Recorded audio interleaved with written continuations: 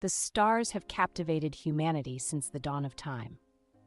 But what if I told you that the cosmic dance above our heads is more than just twinkling lights? What if those celestial bodies held the key to understanding our deepest selves? From ancient Sumeria to modern psychology, astrology has woven its way through human history. It's not just about horoscopes in magazines, it's a complex system that has fascinated brilliant minds for millennia.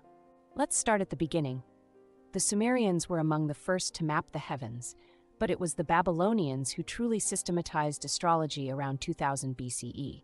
They believed in a profound connection between the sky and earth, captured in the Hermetic dictum, as above, so below. This idea that celestial movements correlate with earthly events isn't just poetic, it's the foundation of astrological thought. The planets, named after gods, were seen as divine messengers shaping human experience. Early astrology wasn't about predicting your love life. Mundane astrology focused on the fate of nations and rulers. The Egyptians developed a system of decanates, 36 star groups used for timekeeping and religious rituals. But it was the Greeks who gave us natal astrology, examining the positions of celestial bodies at the moment of birth. This is the form most familiar to us today, but it's just one piece of a vast astrological tradition. The zodiac itself is a fascinating construct. Its name comes from the Greek for circle of little animals, reflecting the instinctive, animalistic imagery of early zodiacal signs. These figures aren't random, they're unconscious projections of our collective psyche. Think about it, cultures around the world developed similar systems. The Chinese zodiac also features 12 animals, each associated with a year in a repeating cycle. There's something universal about this symbolism. At its core, the zodiac represents the complete wisdom of nature. It's seen as the seat of the soul, or temple of the spirit, a repository of archaic knowledge that predates human consciousness. Now, let's dive into the nuts and bolts of astrology. A natal chart is like a cosmic snapshot of the heavens at your birth. It's not just about your sun sign, it's a complex map of planetary positions and relationships. This celestial blueprint is thought to offer insights into your personality, strengths, and challenges. It connects your individual life to the vast cosmos, potentially revealing deeper meaning and purpose. The 7 classical planets, Sun, Moon, Mercury, Venus, Mars, Jupiter, and Saturn, form the backbone of astrological interpretation. Each planet represents different energies and aspects of human experience. These planets move through the 12 signs of the zodiac, which in turn are divided into 12 houses. Each house represents a different area of life, from relationships to career to spirituality. The interactions between planets, called aspects, add another layer of complexity. These geometric relationships reveal how different parts of your psyche work together or clash. Now, you might be thinking, this all sounds like superstition, and you wouldn't be alone. The rise of modern science in the 16th century dealt a blow to astrology's mainstream acceptance. The Copernican revolution shattered the geocentric model that had dominated astronomy for 1,500 years. Suddenly, astrology's foundations seemed shaky. It became viewed as pseudoscience, separate from the emerging field of astronomy. As we navigate the complex waters of astrological thought, it's worth remembering an ancient anecdote about Thales, one of the first Greek philosophers. Thales was studying the stars and gazing into the sky when he fell into a well, and a jolly and witty Thracian servant girl made fun of him, saying that he was crazy to know about what was up in the heavens while he could not see what was right in front of him beneath his feet. This story reminds us to keep our feet on the ground, even as we ponder the celestial. Astrology is as sacred as the humanness in us, but not everyone is fit to practice it or to receive its wisdom.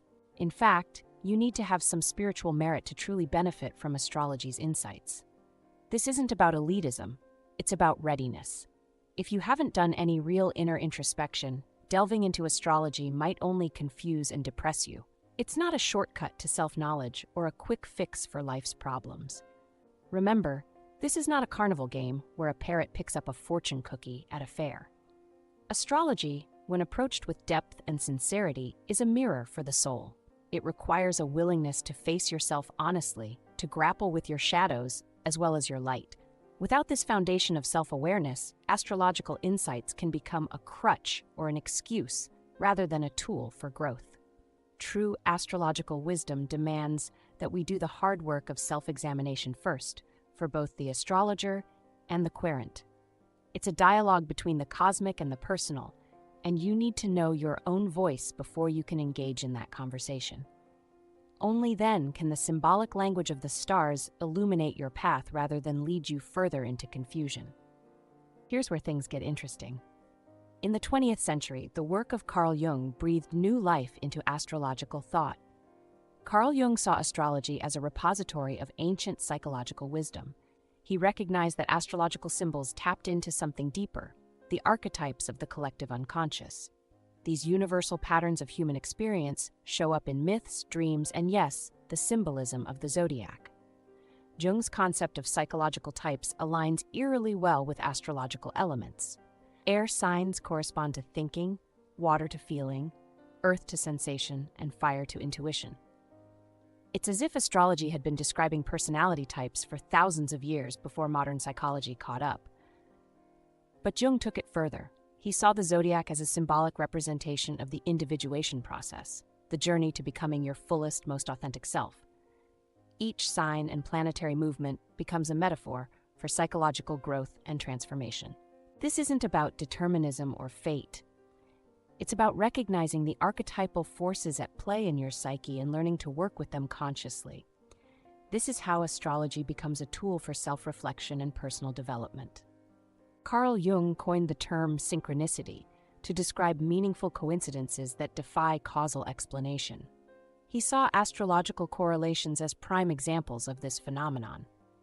It's not that the planets cause events in your life, rather there's a mysterious resonance between inner and outer worlds. This idea of qualitative time suggests that everything born or created at a specific moment carries the qualities of that moment. It's not about the physical influence of distant planets, but about tapping into the underlying rhythms and patterns of the universe. The ancient Greeks distinguished between chronos, linear, quantitative time, and kairos, qualitative, meaningful time. Astrology deals with kairos, those moments pregnant with significance and potential. Now, let's address the elephant in the room. Scientific skepticism. Yes, there's no known physical mechanism by which distant planets could influence human personality or events. But what if we're asking the wrong questions? Astrology isn't about causation in the scientific sense. It's a symbolic language, a way of pattern matching between cosmic cycles and human experience. It's more akin to analyzing literature or art than conducting a physics experiment. This doesn't mean we should abandon critical thinking, but it does invite us to expand our understanding of what constitutes valid knowledge. There are different ways of knowing, and astrology taps into intuitive, holistic modes of perception that complement rational analysis. Consider the concept of cosmic sympathy from Stoic philosophy, the idea that the cosmos is a unified living entity with its own soul. This worldview sees intricate connections between all things, mirroring modern ideas of ecological interdependence. From this angle, astrology becomes a way of attuning ourselves to larger cosmic rhythms. It's not about predicting the future, but about aligning ourselves with the flow of life and recognizing the archetypal patterns at play in our experience. So, what can we take away from all this? First, astrology is far more complex and nuanced than popular horoscopes suggest. It's a rich symbolic system with deep historical and psychological roots. Second, we don't have to choose between scientific materialism and astrological thinking. They operate in different domains and serve different purposes. Astrology can be a valuable tool for self-reflection and meaning-making, even if we don't believe in its literal truth.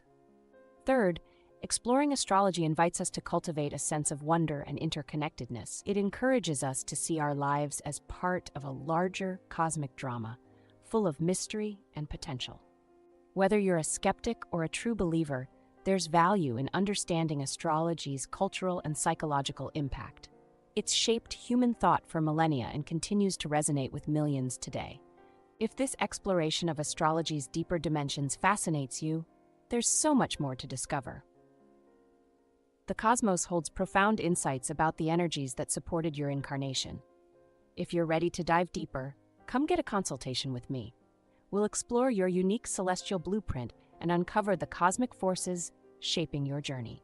And if you found this dive into astrology and psychology enlightening, please hit that like button and subscribe for more mind-expanding content. Share your thoughts in the comments. Do you see value in astrological thinking? How do you reconcile ancient wisdom with modern knowledge? Let's keep the conversation going and expand our understanding together.